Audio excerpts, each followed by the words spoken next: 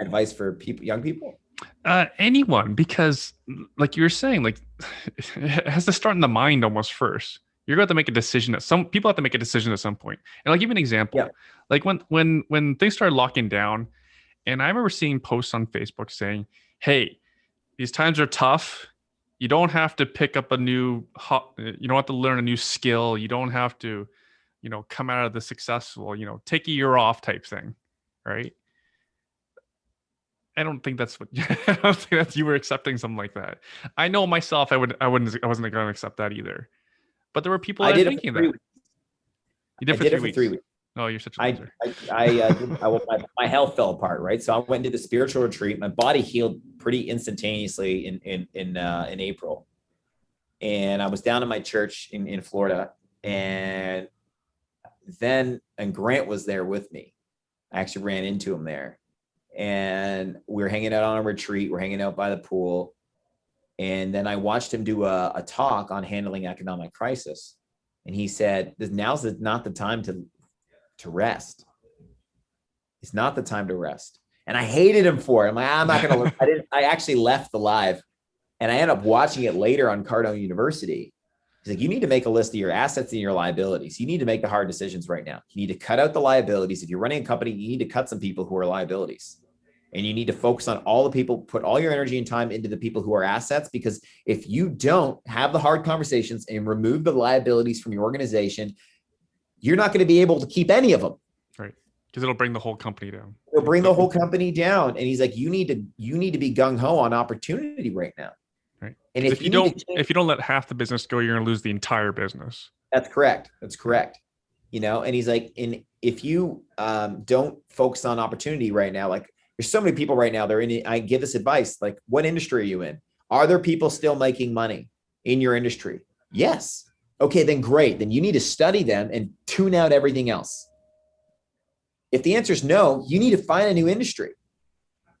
You're a chef, you work in hospitality, you work in travel. Okay, is there anyone making money in that space? If there is, find out what they're doing and mimic it if you want to stay in it. Otherwise, time to shift gears. And I didn't want to hear Grant say that. We had just lost a shit ton of money. But personally, I'm like, hey, well, there's not much I can do. I fell into that victim mode for a little bit. Like, I'm not going to get on here and tell you that I wasn't totally like, I was like this total stud through this whole thing. There was a lot of emotion. You're dying. 4 weeks in, I got my health back. I'm like, okay, it's time to go. And it's funny, the thing that I jumped into, though, I didn't do my due diligence, and I got involved in something that ended up hurting me even more. Right. But that's not the point. That was my own stupidity. That was my own. I'm 30 years old. I got a lot of things figured out. Still going to make some mistakes though. There's a lot of things I don't have figured out. And when I fail at something, I fail hard. Let's look at my health. When I fail hard, and that's something I didn't want to hear Grant say. So for the people, you have to look, and I don't blame my guys in Ontario business. This business didn't quit. They're all still here.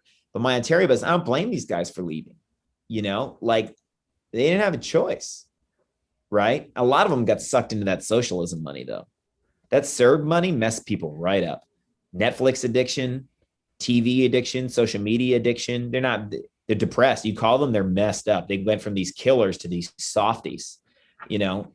Socialism money does not work, period. Like it would work in a civilization where man was not so aberrated, meaning if people weren't so, enslaved by their own mind and their own indulgences, socialism could work. If people were if the majority of the population was naturally inclined to work and contribute, socialism would work. But unfortunately, we have a bunch of idealists who think that if you give people a bunch of money, that they will still do the right thing. And unfortunately, the outside circumstances have to be motivating in order for people to overcome the restrictions of their own mind. So I'll give you an example. If I don't threaten certain people on my sales staff, not threaten like I'm going to kill you, but if there isn't some threat that they may lose their job or that these types of people, because of the middle class and lower, what's going to happen is they've always been threat motivated. So that's ingrained in them. That's how the mind has been trained for so long. 98% of the population, 95% of the population is threat motivated. 5% of the population is inspiration activated. They take action out of inspiration, out of purpose, out of mission, out of principle, out of dream, out of magnetism. But 95% of the population is completely threat motivated. If there's no threat in the environment, the mind operates them. And that's why when things get really tough, all of a sudden cultures bloom, because the majority of the population says, oh my God, we got to band together. We got to fight. And that's why wars create strong men. And if you look at Stefan Arnio, he said hard times create strong men, because the hard time becomes more of a threat than the guy's own, like, oh, I'm tired. Oh, I don't feel like doing it. Right. So they push through the I don't feel like doing it because the threat is real. Well, we had a very like long, going hungry.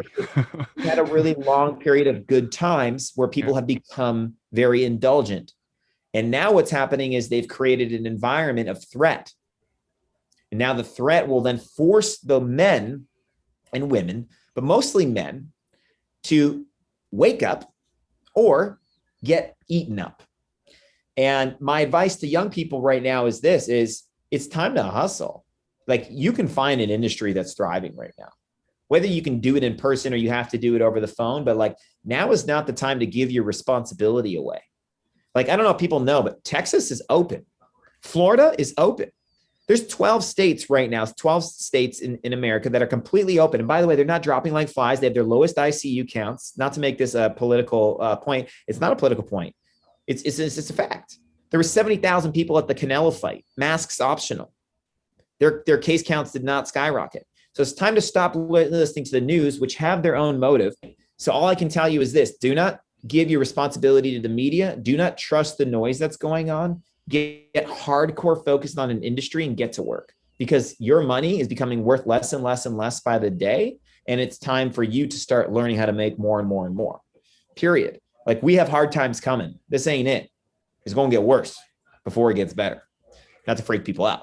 That's my advice. Is like, don't buy into the facade.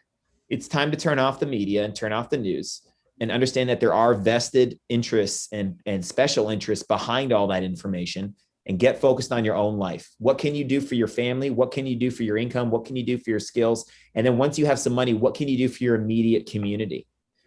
That would be my advice. And if you can move and you're sick of your country, then move. But, you know, before you move though, like, how many of these people have written letters to their members of parliament if they don't like the way they're being managed or legislated? Very few. You know, so my advice is always take action. You know, like, you have a voice, use it.